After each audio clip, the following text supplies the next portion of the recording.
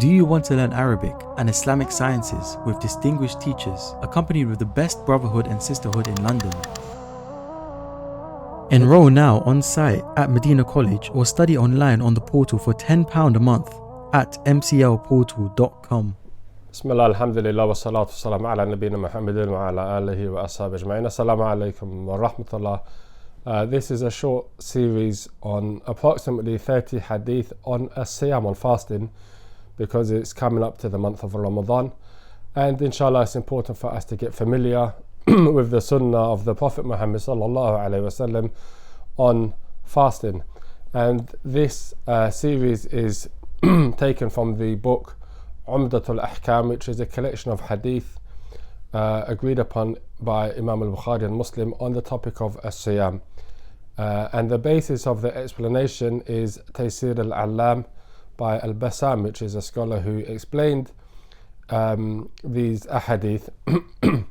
And he did a simple explanation. So I'm just looking at the general meaning of the hadith, and I'm looking at some of the ikhtilaf of the ulama, where it's kind of a big issue of ikhtilaf, and then also looking at the fawaid or benefits from the hadith. So we're going to follow the same format in this explanation, where we look at the hadith, then the meaning of the hadith, then the fawaid and benefits of the hadith, and where there's a where there's a need, going into some of the issues where there's a difference of opinion amongst the scholars. So let's begin with the first part of the book, Kitab al-Siyam. And he, as is the case with all of the scholars when it comes to topics, they begin by mentioning the definition of what we're speaking about, which in this case is fasting. So as you know, when it comes to fasting, the first thing the author speaks about is what it means linguistically. And linguistically, fasting means imsak, which is to refrain from something, right? To abstain. And as we know, in Islam, there are things which are permissible, and they're just considered mubah, they're just allowed, right? So for example, eating is mubah, drinking is mubah, you know, and other things like that, right? However, in the month of Ramadan, these things which are mubah, in the daylight hours, they become impermissible for the fasting person until he breaks his fast. So that's where you get this linguistic definition of the word siyam or som to mean imsak, and also the Islamic definition, which is to refrain from eating, drinking and the other nullifiers of the fast in the daylight hours with the intention of ibadah. This is important, right? In the daylight hours, meaning from dusk till dawn, from dawn to dusk, and with the intention of ibadah, worship, to distinguish between the person who is doing a fast like intermittent fasting or whatever it is, these new trends that come about, which is not for the sake of ibadah, not because it's a command by Allah subhanahu wa ta'ala. Okay, we know that we do it because Allah commanded it, because Allah subhanahu wa ta'ala says in the Quran, كُتِبَ عَلَيْكُمُ الصِّيَامُ, right? Fasting has been obligated upon you, right? كَمَا كُتِبَ عَلَى الَّذِينَ مِنْ قَبْلِكُمْ, as it was obligated upon those that came before you, the people of the book. So fasting is something which has always been one of the acts of ibadah. We know in the hadith of the Messenger of Allah sallallahu alaihi wasallam, he was asked about the pillars of Islam, and he said that the shahadatain and iqamat as-salat, to enjoy and establish the prayer, wa ita' zakat, to give the zakat, wa som Ramadan, and to fast in the month of Ramadan, and Hajj. So it's the fourth pillar of Islam, and it's an obligation. With regards to siyam, he mentions here, after mentioning that it's a fourth pillar of Islam, he says that there's many benefits of fasting, and it's from the best types of ibadah that a person does, because it combines all types of sabr and patience. Okay, and inshallah, patience is an important topic in the life of a Muslim. It helps him overcome so many issues, and hopefully inshallah, Allah permits, I'm going to discuss just this topic of patience by itself, going through the book or some aspects of the book Uddatul Sabirin by Ibn Qayyim al-Jawziyah, because it's a very important topic.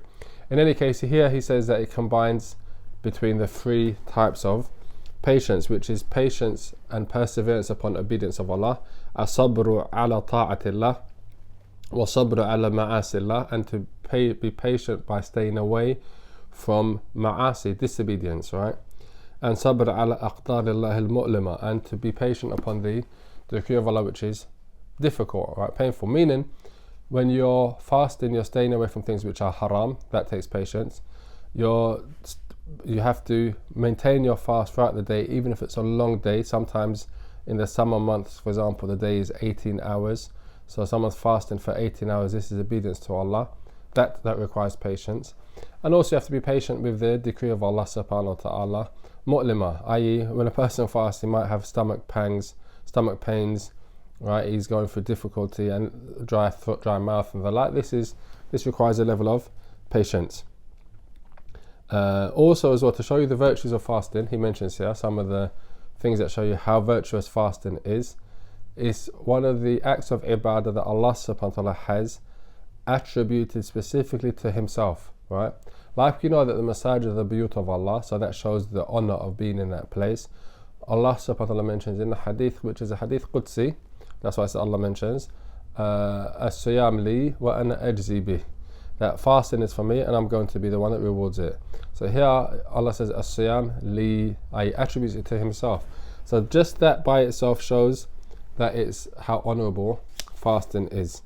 Also as well, there's another hikmah, one of the wisdoms behind fasting, the author he mentions here as in his introduction to this topic, is that it's something which is there's no riya in it, there's no showing off in it, right? Because it's something that a person does, and if he wants to eat it, nobody would know, right? It's not something which is apparent like that. So it's a sir between the worshipper and his Lord Allah subhanahu wa ta'ala, because it's easy for him to eat secretly in his house and come out and pretend he's fasting.